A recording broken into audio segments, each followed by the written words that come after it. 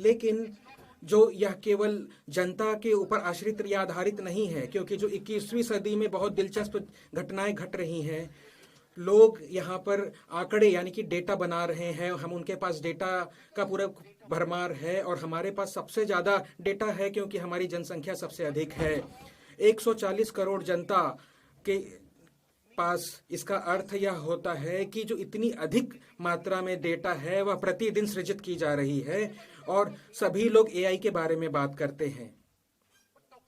लेकिन केवल एआई के बारे में बात करना बिल्कुल उस तरीके का हो गया कि जो आंतरिक दहन जो इंजन के अंदर होता है, बिल्कुल उसके बारे में बात करना हो। जो पेट्रोल होता है वह ईंधन डेटा है। तो मुझे एक बार मैं फिर से दोहराना चाहूंगा, जो एआई के लिए पेट्रोल अर्थात इसका ईंधन है वह डेटा है। अगर आपके पास एआई है नहीं और डेटा नहीं है तो आपके पास कुछ भी नहीं है। अगर आपके पास एआई है और आपके पास डेटा नहीं है तो आपके पास कुछ भी नहीं है। अब इसका तो इस पूरे हमारे विश्व में जो भारतीय पूल है और जो चाइना का चीन का पूल है, यही सबसे ज्यादा है। वह भी 140 करोड़ है। हम उनसे भी ज्यादा हैं जनसंख्या में, तो हम अधिक आज़ादी देते हैं लोगों को और इसके भी ज़्यादा उन पे विविधता भी रहती है और इसलिए हमारे पास ज़्यादा दिलचस्प आंकड़े हैं। दूसरी जो हमारी मजबूती है वो क्या है, जिसको आपको कई कठिन समय में जिसकी आवश्यकता पड़ती है। हमारे खाद्यान्न का उत्पादन कौन करता है? हमारे किसान उसका उत्पादन करते हैं। हमारे जो श्रमिक है वो खाद्यान्न का उत्पादन करते हैं। इससे हमें मजबूती प्रदान होती है। इससे जो डेटा जो है, जो आंकड़े जो हैं वो और मजबूत होते हैं, सुदृढ़ होते हैं और हमें खाद्य सुरक्षा के बारे में सोचना चाहिए। आज हमारे पास खाद्यान्न प्रचुर मात्रा में उपलब्ध है, ये दूसरी बात है। तीसरी बात जो मैं कहना चाहता हूँ, एक आधुनिक देश को चलाने के लिए आपको क्या आवश्यकता होती है? ऊर्जा की आवश्यकता होती है, आपको ईंधन की आवश्यकता होती है, पेट्रोल की आवश्यकता होती है। ये तीन ऐसी चीजें हैं जिसको सुरक्षित संरक्षित करने की आवश्यकता है कठिन समय के लिए। हमारे जो लोग हैं वो हमारे आंकड़े हैं, डेटा हैं। हमारा जो खाद्य श्रृंखला है और हमारी जो योग्यता है खाद्यान्न उत्पादन की, ये सारी चीजें जो हैं ये हमारी ऊर्जा प्रणाली के अंग हैं। जो सबसे रोचक बात मुझे लगती है कि बजट में इन बातों को मान्यता तो दी गई है, बजट ने इन बातों को माना है कि हम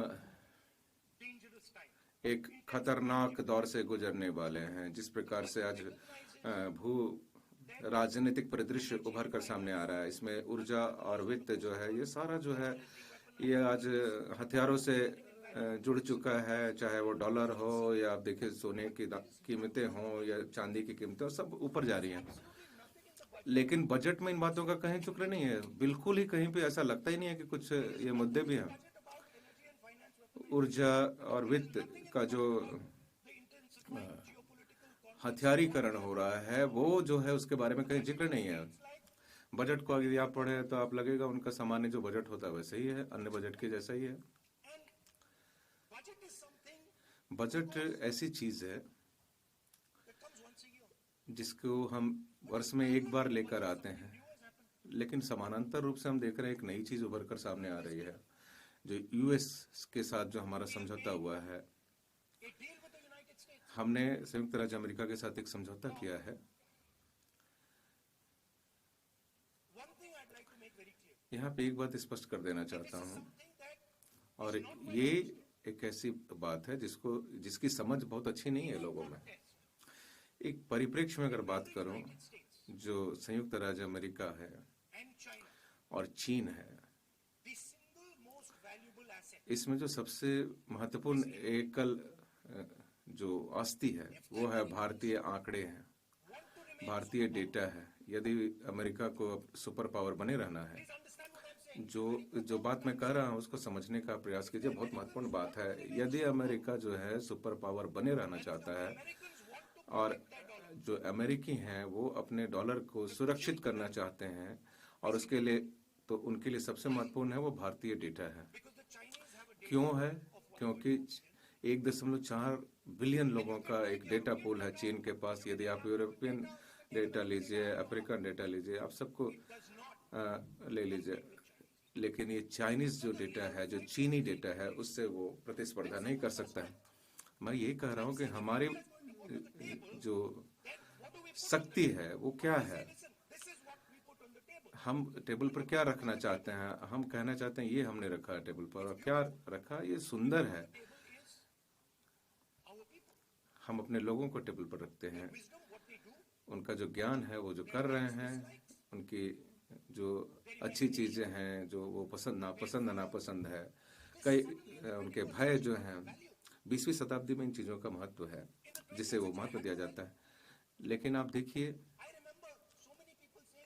कई लोगों को मैं बोलते हुए सुनता हूँ कि जनसंख्या जो है वो बहुत खतरनाक स्तर पे आ गई है, लेकिन मैं कहता हूँ कि नहीं, ऐसी बात नहीं है। ये हमारा सबसे बड़ा जो एक ताकत हमें जो प्राप्त होती है वो इसी से प्राप्त होती है। आपको इसे मानना पड़ेगा।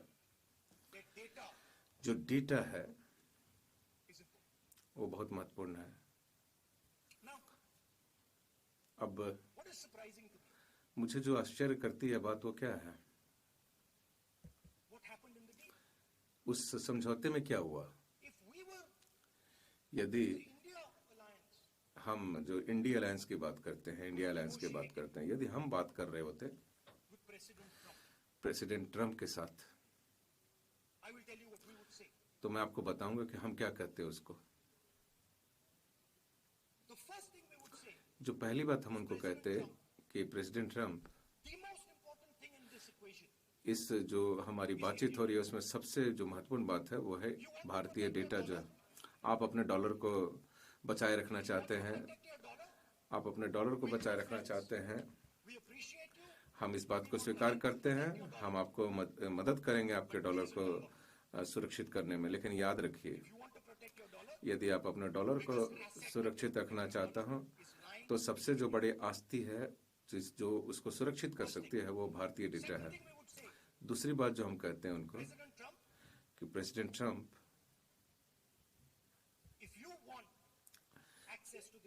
यदि आपको ये आंकड़े चाहिए, यदि आप इन डेटा तक पहुंच बनाना चाहते हैं, तो बात जो है बराबरी की होगी। आप हमसे बात नहीं कर पाएंगे जैसे कि हम आपके नौकर हैं। दूसरी बात जो हम कहते हैं कि मिस्टर ट्रंप, कृपया इस बात को समझने का प्रयास कीजिए कि जो हमारी ऊर्जा सुरक्षा है वो हमारी ऊर्जा सुरक्षा है, और कुछ भी हो जाए और हम अपनी ऊर्जा सुरक्षा को सुरक्षित और संरक्षित करके रहेंगे। और तीसरी बात जो हम कहते हैं प्रेसिडेंट ट्रंप, हम इस बात को समझते हैं कि आपका एक मतदाता आधार है, आपके पास एक कृषि मतदाता अधिकार है। हम इस बात को भी समझते हैं कि आप अपने किसानों को सुरक्षित करना चाहते हैं, लेकिन हम भी अपने किसानों को सुरक्षित करना चाहते हैं। लेकिन जो सबसे बड़ी बात जो मैं कहना चाह रहा हूँ कि यदि इंडिया अलायंस की सरकार होती तो उनको कहते हैं कि डेटा जो है हमारी सबसे बड़ी ताकत है। अब बात कीजिए आप, ताकि हम उनको एक समान स्तर पे उनसे बात करते हैं। हमें जो है पाकिस्तान के समानांतर नहीं रखा जाता है। और यदि प्रेसिडेंट ट्रंप इस बात का निर्णय लेते कि पाकिस्तान के जो सेना प्रमुख है उनके साथ वो सुबह का नाश्ता करना चाहते, तो हम कुछ उनको कहना चाहते थे। लेकिन हुआ क्या, आपने एक व्यापार समझौता किया है। ये छोटा सा समझौता है, बहुत ही छोटा समझौता है। जो डेटा है उसके बारे में क्या कहा गया है कि हमारा सबसे बहुमूल्य आस्ती जो है वो है एक ऐसी चीज है जो 21वीं शताब्दी में भारत को पूरी तरह से परिवर्तित कर देगी। एक ऐसी चीज जो हमें सुपर पावर बना सकती है 21वीं सदी में। लेकिन ये हमारी सरकार ने, मोदी सरकार ने इस डेटा के साथ किया है।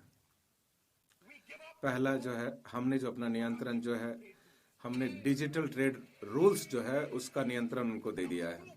दूसरा जो है, जो डेटा लोकलाइजेशन है उसके लिए कोई डीड तैयार नहीं होगा, प्रलेख तैयार नहीं होगा। फ्री डेटा फ्लोर जो है यूनाइटेड स्टेट्स को दे दिया गया। चौथी जो बात है, डिजिटल टैक्स पर जो है एक सीमा तय की गई है। पांचवी जो बात है स्रोत के बारे में बताने की कोई आवश्यकता नहीं है। वित्त मंत्री जी मुस्कुरा रही हैं क्योंकि वो चाहती हैं, वो बहुत हमेशा मुस्कुराते रहती हैं। 20 वर्ष से जो है फ्री टैक्स हॉलीडे कर दी गई है बड़ी बड़ी टैक्स कंपनियों के लिए। ये आपने डेटा के साथ किया है, मैं उस पर आऊंगा।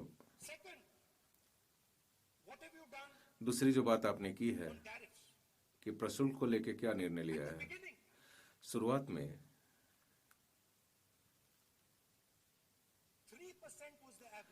3% औसत हुआ करता था, 3% औसत था, ये अब बढ़कर 18% हो गया है।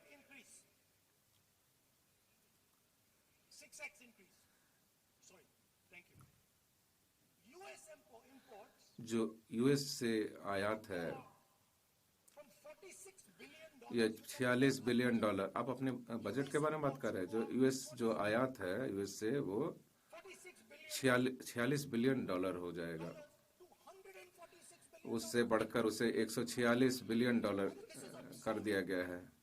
ये बिल्कुल ही स्वीकारने योग्य नहीं है, बिल्कुल ही अस्वीकार्य है, बिल्कुल अजीब सी बात है। और उनकी कोई प्रतिबद्धता हमारे प्रति नहीं है। हमारी प्रतिबद्धता है उनके प्रति, हम उनको 100 बिलियन डॉलर उनको देंगे, लेकिन हमारे प्रति उनकी कोई प्रतिबद्धता नहीं है। इसके लगता है जैसे हमें मूर्ख बनाया गया है।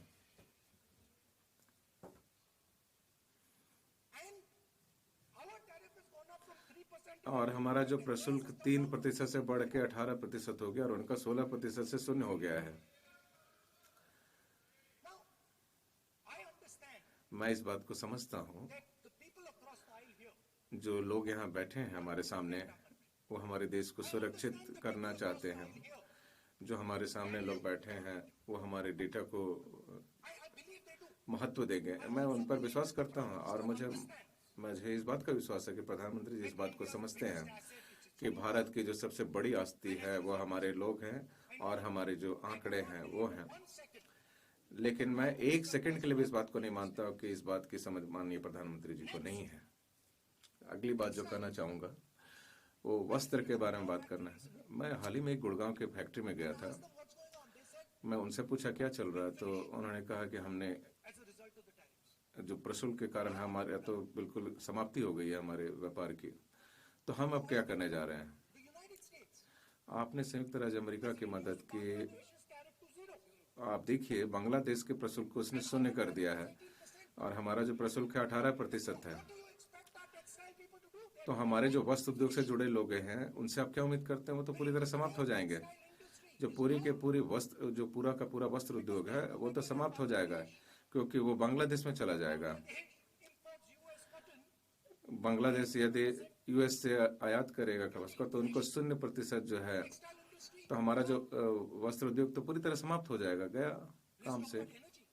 तो हम ऊर्जा की बात करते हैं कि उस हमें क्या, हमें आंकड़ों के लिए क्या चाहिए, हमें खाद्यान्नों के लिए क्या चाहिए, हम क्या वहन कर सकते हैं, जो ऊर्जा सुरक्षा है उसके लिए क्या कर सकते हैं, सब कुछ चला गया। अब संयुक्त राज्य अमेरिका जो है वो निर्णय लेगा कि किससे हम तेल खरीदेंगे।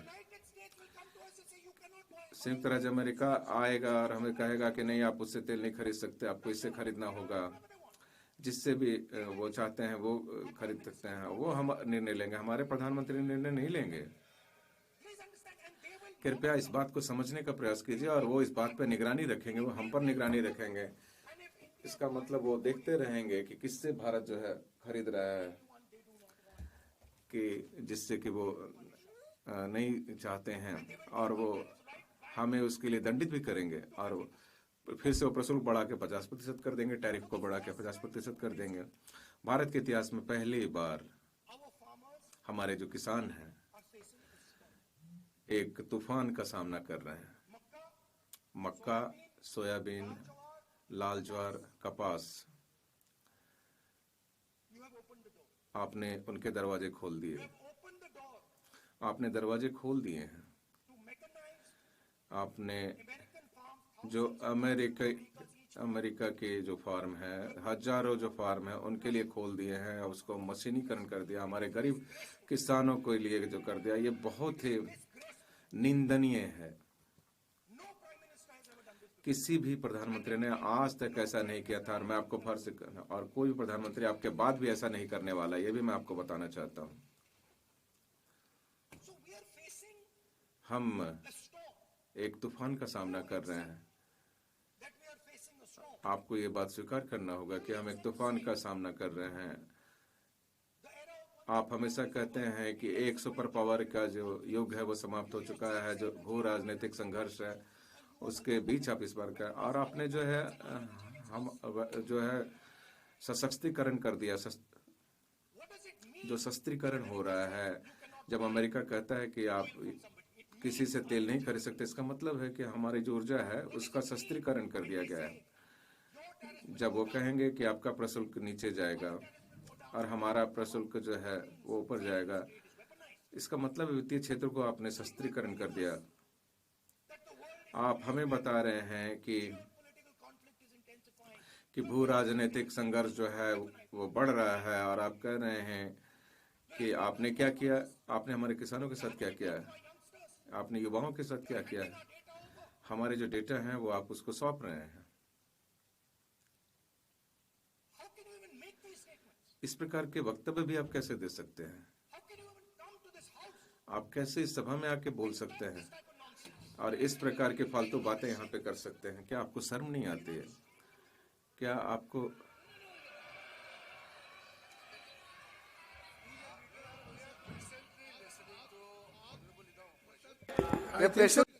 हम उनको बहुत धैर्यपूर्वक सुन रहे थे, जिस प्रकार के शब्द वो कह रहे हैं, ये सेम जो उन्होंने कहा, शर्मनाक कहा, और